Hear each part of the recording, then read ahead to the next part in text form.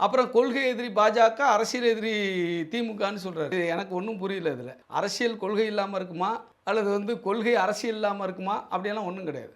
கொள்கை என்றால் அதில் அரசியல் இருக்கும். அது தேர்தல் அரசியல் தான்ங்கிறது கிடையாது. அரசியல் என்றால் அதில் கண்டிப்பாக கொள்கை இருக்கும். அப்போ அரசியல் எதிரி வேற, கொள்கை எதிரி வேறங்கிற மாதிரி ஒரு குழப்பத்தை இன்னி வரையும் தெளிவுபடுத்தாமல் விஜய் வச்சிருக்காரு. ஆகவே விஜய் பாஜக பெற்றெடுத்த பிள்ளை தான். இன்றைக்கும் பார்த்தீங்கன்னா அவர் கொள்கை எதிரின்னு பிஜேபியை சொல்கிறாரே ஒழிய அவங்க கொள்கை என்ன? நான் கூட ஒரு தொலைக்காட்சி வாதத்தில் கேட்டேன். அவங்க சார்பாக வந்தவங்களை, தாவேக சார்பாக வந்தோம். சரிங்க, உங்கள் கொள்கை எதிரி பாஜக.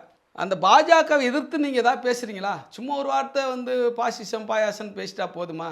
பாஜகவுடைய கொள்கை என்ன, அதை சொல்லுங்கள். எங்களை பொறுத்தளவுக்கு பாஜக கொள்கை சனாதனம், மனு தர்மம், சாதியின் அடிப்படையில் ஏற்றத்தாழ்வு, இந்து ராஷ்டிர அமைப்பது, சரிதானா?